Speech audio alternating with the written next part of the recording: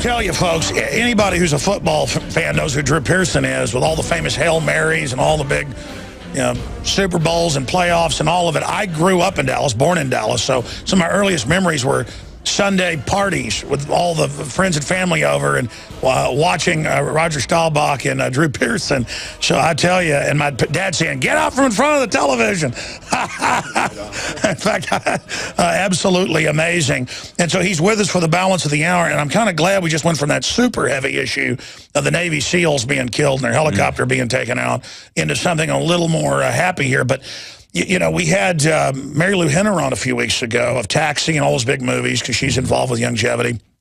And then I was looking, Drew Pearson's involved, not just all these NBA and famous NFL people because of how really good these products are. And this isn't an infomercial today, but we'll talk some about it because it's such great products and also funds the broadcast and the news organization. But I thought, wow, let me get him on the phone or let me get Drew Pearson on via Skype. And Drew Pearson said, no, I'll come down there when I get a chance in a few months. And I'm like, really? So he flew down here from Big D, and it is awesome. And man, I tell you, you look like you're 20 years old in shape. Don't beat me up. Well, thank you. If I'd known you'd get a compliment like that, I would have been here a long time ago. No, and I tell you, that's a sharp-looking suit too, man. Thank you. No, but I mean, I talked to so many NFL guys, especially people that have taken all the knocks you have. They can hardly walk. Yeah. Man, and in person, you look like you're ready to, to take on the special forces. I mean, how have you done it? And you're doing Fox TV shows, ESPN. You're doing public speaking worldwide. Yeah. I mean, it's amazing. You're doing all these charities for people. I mean, you're a busy guy. Yeah, I am, and I'm blessed because, as Coach Landry used to say,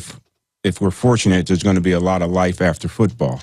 And so he tried to get us to prepare for life after football. I played 11 years for the Cowboys, and the first couple of years I've learned all I can learn about the X's and O's, the strategies of the game, and you just keep implementing that and getting better at that. But then what do you do with the rest of your time? What I did was watch and observe how that Cowboy organization did business, how Landry carried himself, how he was the CEO of the team, and Tex Schramm and Gil Brandt. Even though all these guys had totally different personalities, they all came together for the good of the Dallas Cowboys. And so I took that information, that knowledge, and parlayed it into a life after football. But at the same time, we knew we weren't going to make enough money to last for a life after football. So while we're playing for the Dallas Cowboys, we're developing contacts. I worked every offseason that I played for the Dallas Cowboys. I worked for an attorney. I sold shoes. I worked sporting goods. I was in oil and gas business, just trying to get ready for life after football. So all that preparation got me ready for life after football. And because of that, and then the association with the Dallas Cowboys, having success and winning, the 11 years that I played, I played in 7 championship games, 1 game away from 7 Super Bowls in 11 years. We didn't win it every time, but because of that consistent level of winning, people recognize and know the name Drew Pearson. My tenure with the Cowboys is when we became known as America's team. So we were always on TV. So also known for being clean too, and good. Yeah. Tom Landry, your head coach, that image, of him on the sideline with the suit and tie. That's why I'm wearing a tie right now. By the way, I should be doing that. He's influenced. My grandfather, was in track and field and played football at the University of Texas, and for 3 years he was roommates with Tom Landry. Yeah. And I remember, he's gone now, but I asked him. He said, "No, that was Tom Landry." Yes. He said the nicest, beyond John Wayne. Yeah. He was the real deal and would do anything for you. Oh, yeah, without a doubt. And the thing about it is, he made you good football players, but he's trying to make men of you as well. When we traveled the games, we wore suit and ties. We didn't carry gym bags. We carried briefcases. We were studying computer printouts, the tendencies of our opponents way back in the early 70s.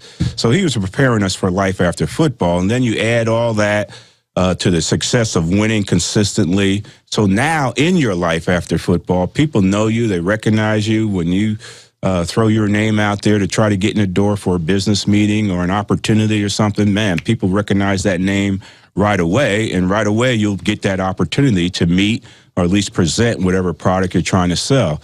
So I've been able to parlay that into a life after football and created great opportunities for me, whether it be in broadcasting or business, and just feel very fortunate. And, when you're hanging around guys like Roger Staubach, Bob Lilly, Leroy Jordan, Mel Renfro, Bob Hayes, and guys like that, you know, sooner or later, you know, people are going to look at you as they look at them. And if you're smart, you'll live your life like they kind of live their lives as well. We've got some of your famous plays up there on the screen right now, and I tell you, it's flashbacks to childhood. Flashbacks to childhood, big time, sitting there looking at that. Drew Pearson's here, if you just joined us, and that's the reason I wanted to get you on, because I went and, you know, of course, I've seen you off and on national television and followed your career after football, but going to doing research for the interview, I'm like, my gosh, there's too much to cover here. There's nothing this guy isn't involved in. And that's so exciting. You know, I don't want to stereotype young people today, because every older generation does that to the next. But I know what my grandfather was like, what my dad was like. And I don't even, and I'm a workaholic. I don't work like my dad has done. Just because they enjoy it, they get into it. They don't want to sit around unless it's Sunday watching football or something, or camping. And now I look at young people and stuff, and people out of college, and we have to go through a lot of them until we find good people. We've now got a great crew. They literally think the whole world is just going to be handed to them, and they don't want that job, that entry-level job. They immediately just want to have it all handed to them. And then I guess that's why we got 101 million Americans now on food assistance of one type or another. I don't want to be negative here, but I think we should talk about Drew Pearson as the positive versus the negative. What would you say to young people out there that you know, that feel like entry-level stuff isn't good enough for them?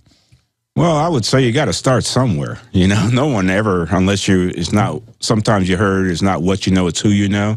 And if you know somebody, maybe you can start at the top, but still, that doesn't make you qualified to do the job. It's usually short-lived. It's usually short-lived. Right. So, you know, entry level, hey, you got to start somewhere. I joined the Dallas Cowboys, an undrafted free agent. There was 100 other rookies there. You know, don't look at Drew Pearson. That's why I raised that. Right. Don't look at Drew Pearson now as one of the all-time great Cowboys, Ring of Honor guy, and that type of thing. Look at the distance I traveled to get to that honor. You know, as I said, undrafted free agent, 100 rookies, 165 pounds as a rookie, run a 4.6 40. Never lifted any weights in high school or college. Didn't lift any weights till I got to the pros and made the Cowboys. So, but that's what people love. I got to get in the door. Yeah. If you get in your door, then you can create opportunities for yourself. So how do you get in the door? Entry level is the way to get in the door. And then when I got into business, I'm selling hats for Drew Pearson Marketing. That's what I did. I started that in '85, 2 years after I retired from the NFL. Yeah, sharp hats. Yeah, thank you. And, you know, we created a business niche for ourselves by just getting in the door. When you get in the door, you don't go ask for all the business, stop doing business with everybody else you've been doing business with for all these years. No, just give us a little niche of business that they might not be capable of doing. Might not be servicing the way it should be serviced. So we got in the door with people like the NFL, NBA, Major League Baseball, and that created opportunities for us to get in the door on the retail side with retailers like Walmart, Kmart, and people like that. But it's all about getting in the door and then increasing your footprint once you get in the door. Everybody wants to start at the top, but it doesn't work that way sometimes. Well, plus, if you started at the top, you wouldn't know how to run everything. You've got to start low level to learn all the skills. Even some of my worst jobs I had in high school and college, I look back now and learned little pieces of things that now I can bring together in other areas. Right. Well, and that's important. And part of those pieces of things that you got to learn is from the people you surround yourself with. You know, a blessing for me when I played football was the people I was playing with, Landry, Staubach, all those other great players. It made me better. Then when I got into business, I took that lesson. You know, they say you surround yourself. If you want to be successful, surround yourself with success. And when I got into business, I surrounded myself with people that were smarter than me on the business side, because while I'm playing football for 11 years, trying to develop that career, I knew they were out there developing their business careers. And those are the kind of people I surrounded myself with to start my business, Drew Pearson Marketing, and that's why we were able to be successful for 23 years. Amazing. I want to get into just a whole cornucopia of issues when we come back from break. But first off, our connection is through longevity. Right. I don't claim I'm some super, you know, athlete guy and you know, exercise enough that I have over the years. But I'm telling you, I saw friends and family with this have dramatic results. People with joint problems, people with weight problems, people with their hair falling out, whatever. just so good for them that I finally got into it. I've never, you know, promoted vitamins and minerals and things like this, but then I got to know Dr. Wallach and everybody, and I know you only endorse stuff. Best part about being a salesman is you find the great products, it sells itself. What can you say in a minute and a half as we go to break about longevity and about the particular products that you're promoting for them? Well, Longevity, first of all, is a great company. You know, it's great to be associated. And the reason I'm associated with is because my former business partner in the headwear industry is now the CFO of Longevity, and he introduced me to the company. Then he introduced me to some products that he thought could help me. He saw me dragging my right leg around from knee surgery I had from my playing days, and now it's taking a negative effect on the rest of my body, and it's causing me not to have the wellness and the good health that I need. And I don't like dragging my leg around. I got a little pride. I don't want to walk around hurt. So he introduced me to this cream, CM cream, and I tried it, and I couldn't believe the immediate results. And it took away the pain, first of all, then it increased my flexibility, second of all, and it reduced the swelling, third of all, and now I'm almost pain-free with the knee. Now, it doesn't heal it, but it makes it a little more comfortable to deal with it. Now, you got to do other things to try to fix it. Let's talk about that when we come back, because it makes you a lot more comfortable. Absolutely. Ted Anderson was going to have knee surgery, the owner of this radio network, you know, the show that syndicates it. Yes. And he did all the different products and didn't have to have the surgery. That's what we're talking about. We'll be right back. The important thing about the Pro One filter today is that the material we use for removing fluoride and other heavy metals now will remove the latest form of fluoride called hydrofluorosilicic acid. There's no other fluoride reduction filter out there that will remove that type of fluoride. And it's extremely important because today we're hearing more and more cities are using that form of fluoride. We've been having medication forced on us through the water system for quite a while. Most people don't realize it. Most people don't realize the negative effects of fluoride. There's a wide range of health effects that are attributed to fluoride. Bottom line, why should somebody get this new Pro One Pro Pure filter? The reason to buy the Pro One, it's an all-in-one filter. It's convenient, easy to use. It doesn't require the add-on fluoride filter, and in addition, this filter removes the latest form of fluoride called hydrofluorosilicic acid.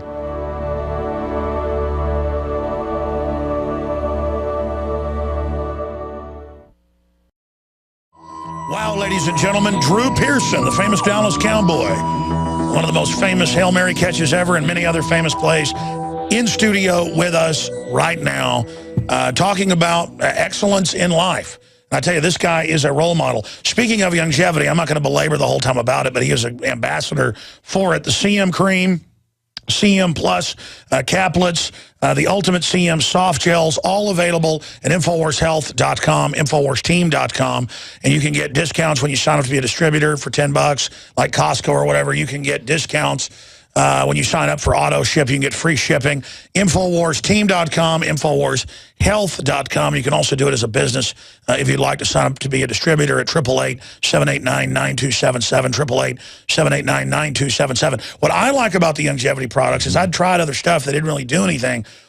Beyond Tangy Tangerine is a meal replacement. They don't even advertise it as that, but I was telling you during the break, that's what I've lost 30 pounds with it, and I need another 30 to go. But specifically, because Ted Anderson talked about the CM tablets and the cream. Yeah. He was going to have the surgery, and the pain just went away. Obviously, you tackled so many times. Well, not too many. You usually got away from him. What did it do for you? Because this isn't a game. I only promote, folks, what I believe works and what has had a great effect. I promote things I believe in. You were telling me during the break, same thing with you. Yeah, what it did for me is gave me some relief.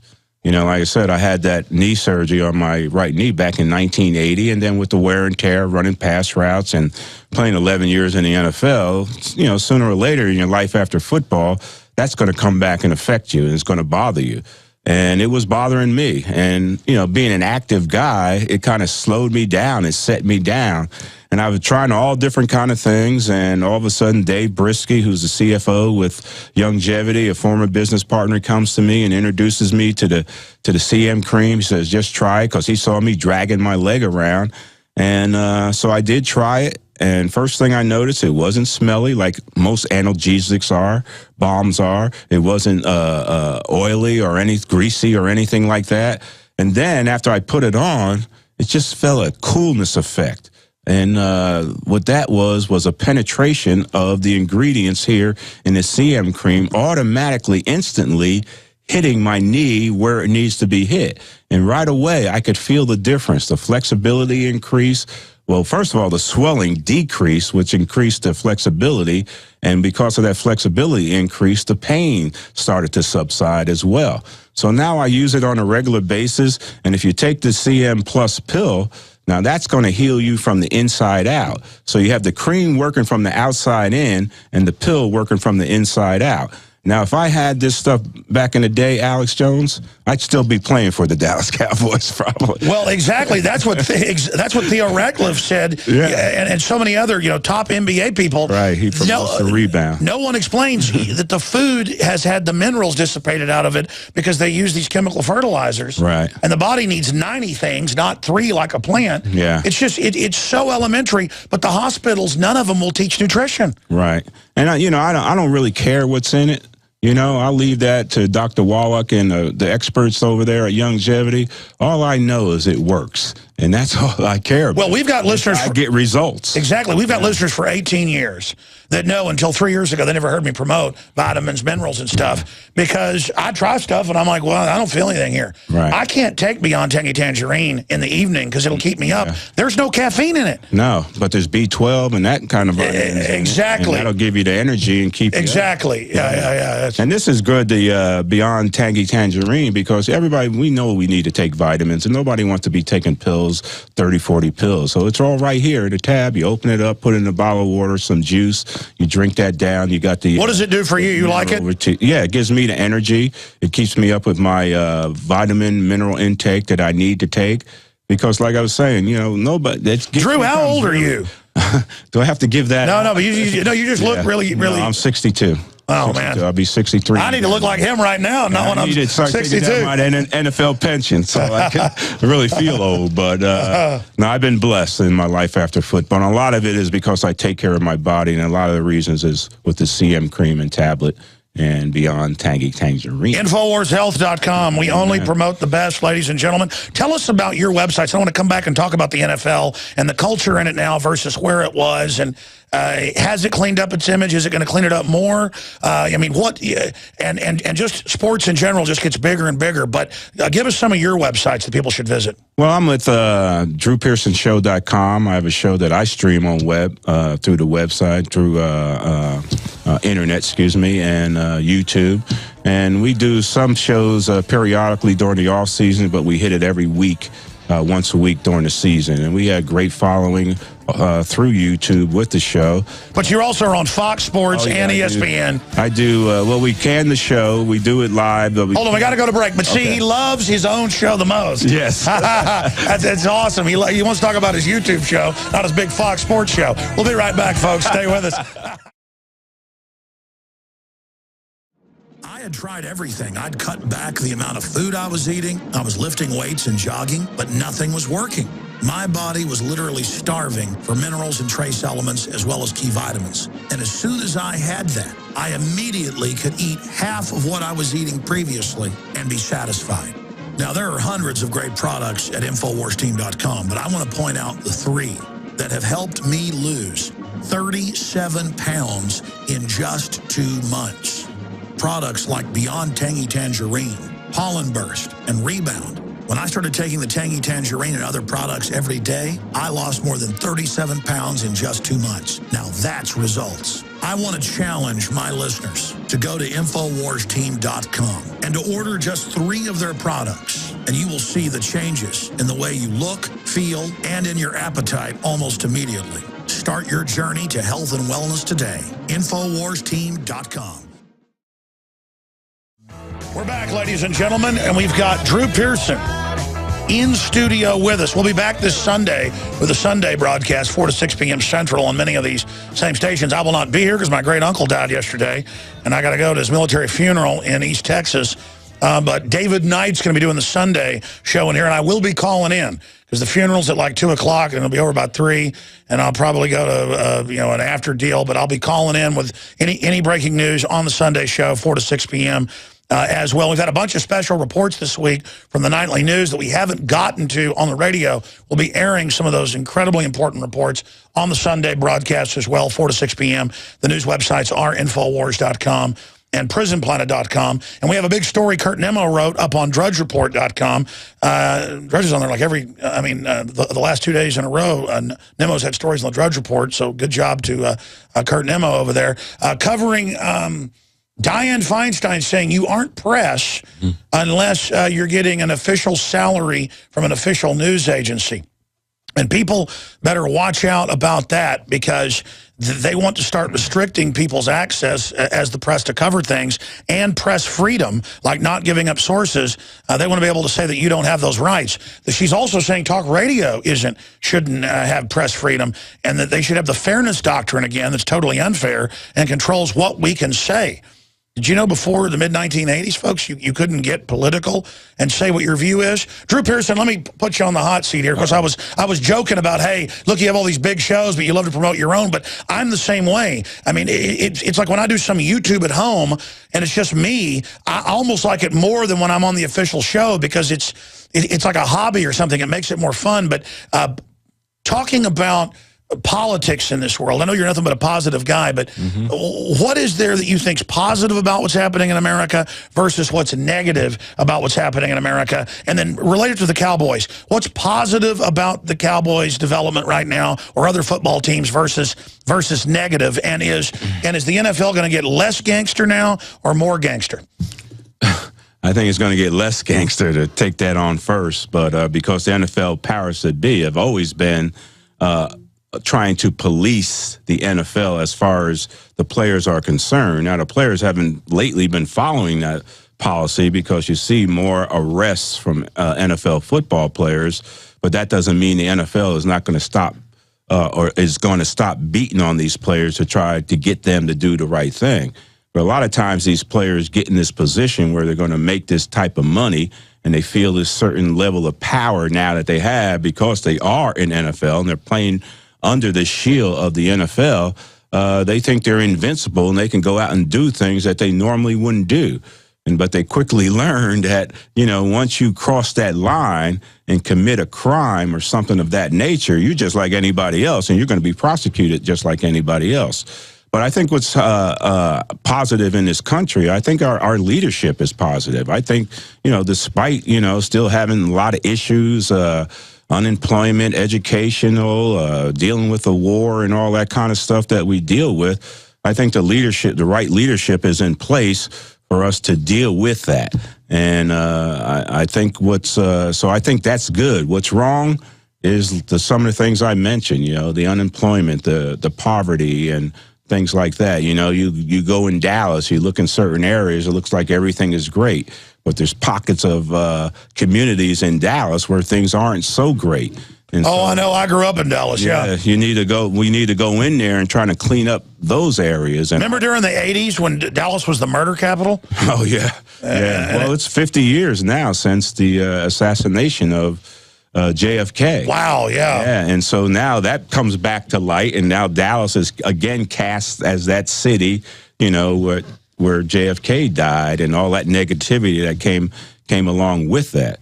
But Alex, I've always been of the belief that we should take care of what's wrong with our country and our citizens first before we step overseas to help. I agree. That's what we need to help them too. Yeah. Because they need that assistance, but we got to take care of our own. How can we leave our people suffering here and in such dire straight type situations and then go help somebody else over there? Well, that's what Jay Leno said to Obama. And we'll have more here to help them over there. So do you agree with what Jay Leno said to Obama a few nights ago? He said, look, we need to Quit worrying about Egypt, get over here, because so much of our money, whether it's Republican or Democrat, is spent, they call it helping, but it's really to help grease the skids for special interest, a lot of times that aren't even American companies overseas. Right. I mean, if they were actually sometimes greasing the skids overseas for companies that actually had jobs here, then it might not be, I mean, it's not even paying off, is my point. Right, you're right, it's not. And so I've always believed that we should take care of our own first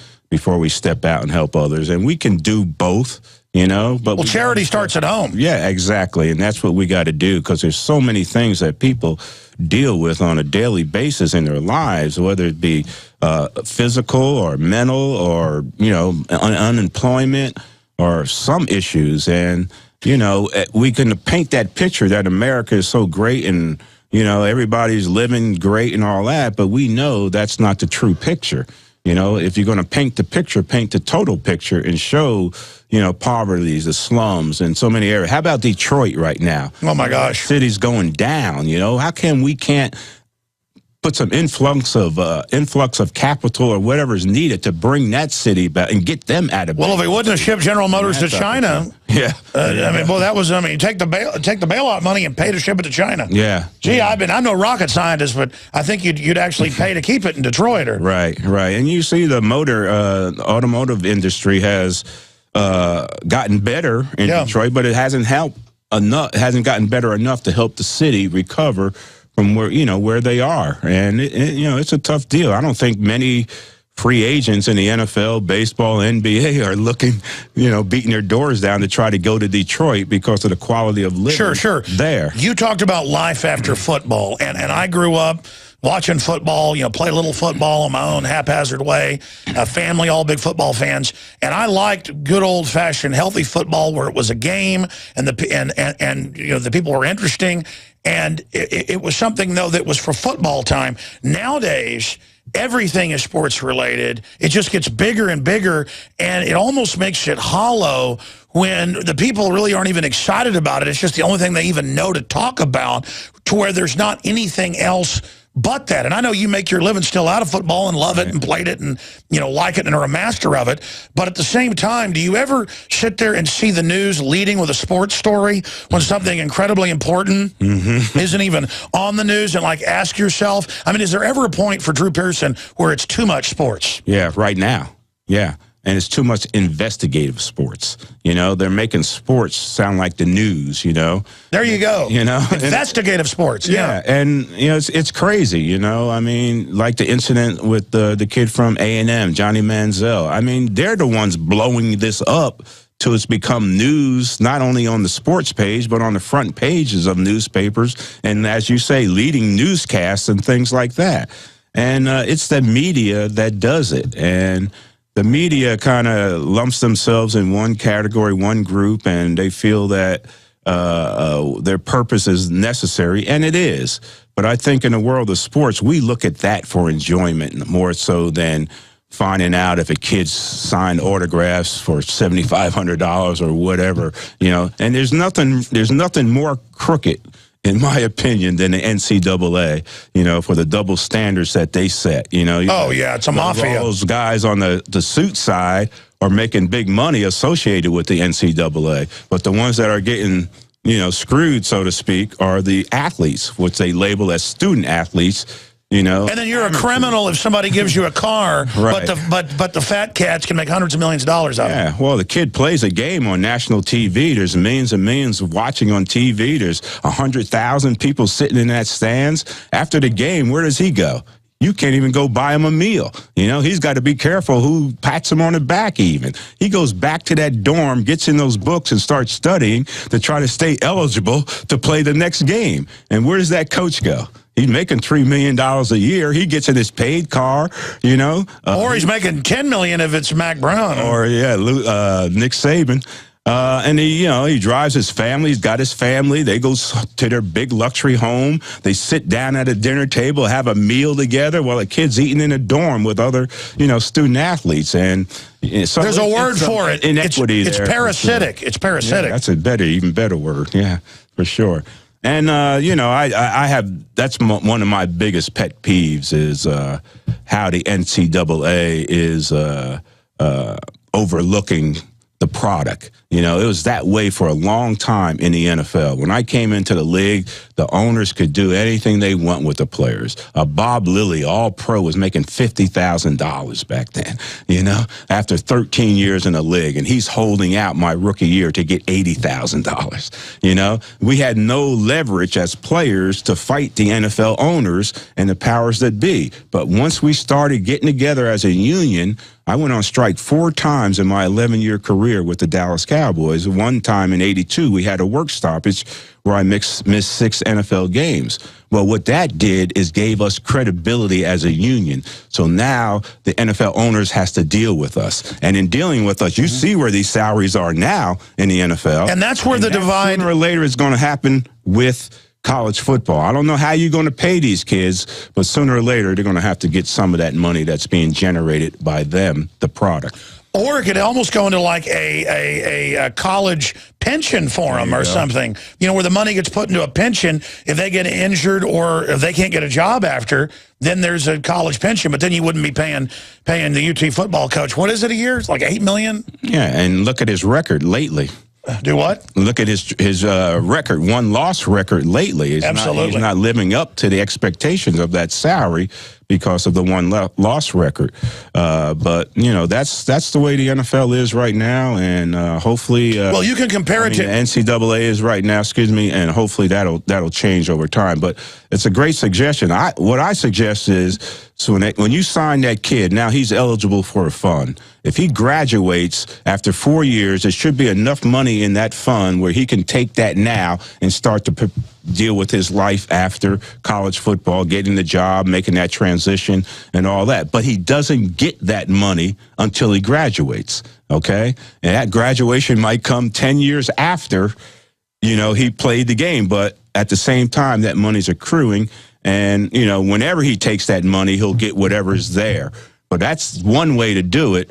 But then you get into the situation where you got the football team generating most of the income for the university and for the NCAA. So how do you make it fair and equitable for the swimming team, the golf team? But again, that's communism because they're not bringing the draw. They don't deserve it. Right. And that's what's wrong with... They don't deserve it, and then the other athletes. But that's what's wrong with communism, is that you take who produces and give to somebody else, and then it's never going to be enough. Right, right. I mean, it's just ridiculous, and then your society falls apart. Yes. I mean, socialism and communism just doesn't work. I mean, you can have a wealthy free market and then take some of it and try to give people a leg up, and that's a good idea, but it always becomes, we can just vote ourselves everything that somebody else actually did. Like, but getting back to the union issue, I support unions in this country 100 years ago, even 50 years ago, but then they won't even stand up against NAFTA or GATT when it's obviously against them. Then they just become some, you know, group that's out for hire. But exactly, what if Americans got together as a union for liberty, for the Bill of Rights and Constitution, so special interests couldn't come in and basically get all that corporate welfare and take over the country? That's why they try to divide and conquer us everywhere, Drew, in my view, is so we're all fighting over religion, race, all these things that are just distractions and just on the surface, instead of $85 billion a month being given to foreign banks in QE3. Nobody even knows what that term is. Right. Because it's not on the news. Right. And they don't want it on the news. They want you worried about some college quarterback who might have got $5,000, right, you know, to pay for his, tuition or whatever, you know, behind the scenes or whatever happened, instead of foreign banks stealing trillions. Yeah, well, there's no question about that. And that's called a media brainwashing. And that's what they want us to talk about, think about, and not the other things that are most important. We've got here with us, famous Dallas Cowboy, Drew Pearson. Obviously, everybody knows who he is, who follows football or sports at all, and all of his extracurricular work after football, which shows on Fox Sports, ESPN. He has his own show. What is it, DrewPearsonShow.com? DrewPearsonShow.com. Right there, folks, and so much more. Okay, I've been asking all the questions so far. We got a little short segment after this. We got a few minutes before break. Drew, you are a very popular public speaker. What is the essence of what you try to impart to people in 2 minutes? Well, I try to impart that if you want to be successful, you got to surround yourself with successful people. And it's about building relationships with those people that you're associated with. You know, I've had some success in business because I surrounded myself with people that were smarter than me.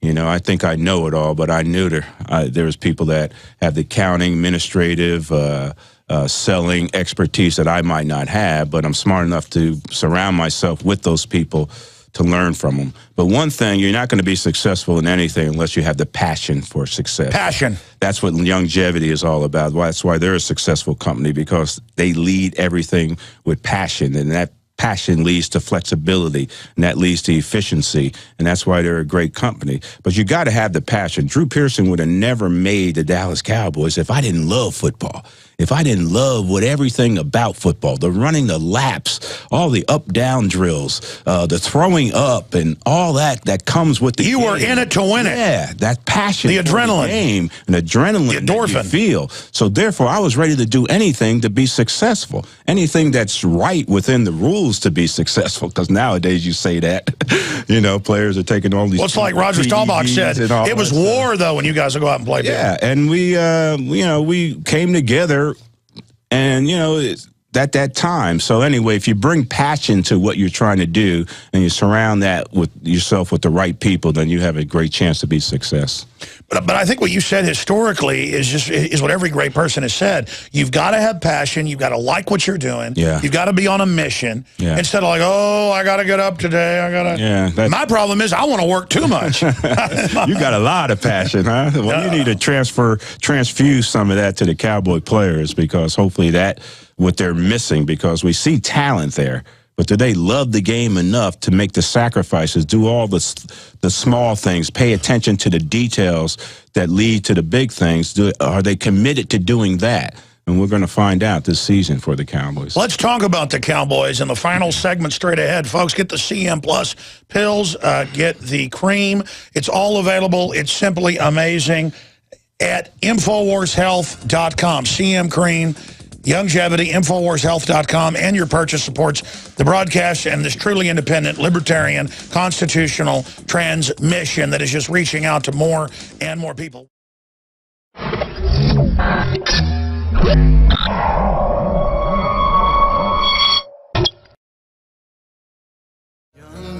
Well, folks, it's our final segment with Drew Pearson, and I'm really flattered that he flew down to Austin, Texas, and he's a busy guy. He's going to do a little bit of nightly news with us, and then he's going to jump back on an airplane and go back. And the Cowboys play, I guess, in Oakland tonight, don't they? Yes, they do. Second exhibition game. They played 5 this year because they played the Hall of Fame.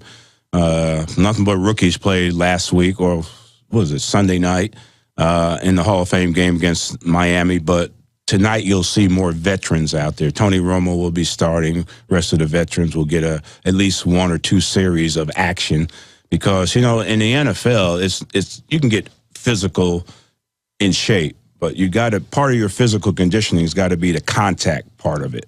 And you got to play the game to get that. You sometimes can get that in practice, but you really get the true feel, the speed of the game for that contact and the type of blows you're going to receive, and get prepared for that only in game situations. So Jason Garrett's got to play his starters some tonight, and you just knock on wood and hope none of them gets hurt or out with injuries.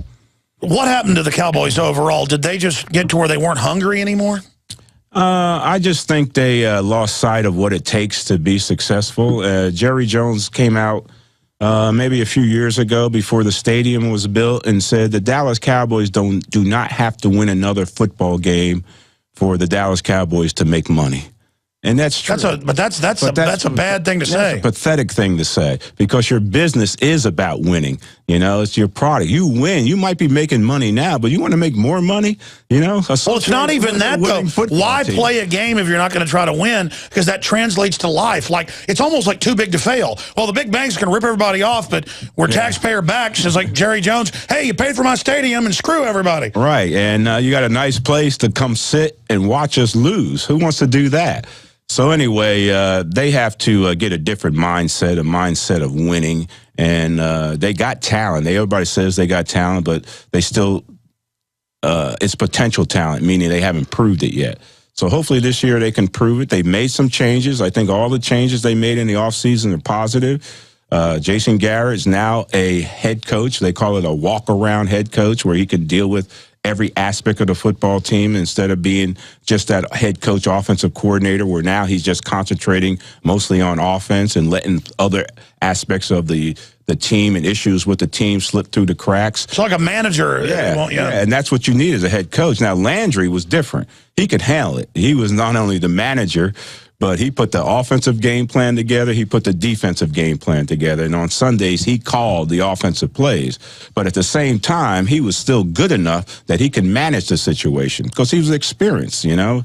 He coached 29 years for the Dallas Cowboys. But Jason Garrett is not there yet, so he needs to focus on just being the head coach. So now Bill Callahan is calling plays, and this is going to be good for Romo because he's been hearing from Jason Garrett for the last 9 years.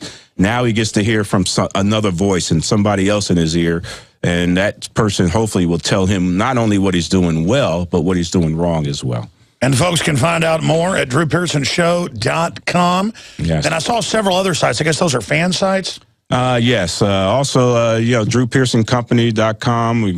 Drew Pearson's coming out with a new line of sports performance wear called Drew Pearson Motion. Yeah, there you are on screen right there. I mean, you got a whole Fox Sports, ESPN, everything. Yeah, I got a lot of things going with the Drew Pearson Show. That big, tall guy there is Mark Colombo. He's a former Cowboy, played 9 years in the NFL. See, you've done a great job, but you're not just giving up on life. And I talk about America and liberty. We can't just give up on it because there's all this tyranny. We've got to get charged up or I guess roll over and die. Yeah, life is different now. 60 is like 40 to me, man. I feel good. And if you take care of yourself, use some of these longevity products to have a better life and good well-being within your life, you'll be all right. But absolutely, because you get older, we don't go away. We just get more energy. Absolutely. Infowarshealth.com to get it all. Drew Pearson, it's been amazing having you. Been watching you since I was a little kid in Dallas. Hey, let me tell you, it's been amazing being on your show, and you're a hero of mine as well. Well, you're awesome, sir. God bless you. Thank you, sir. All right. Now you can watch the InfoWars Nightly News streaming live as it happens for free. Check it out at Infowars.com/show.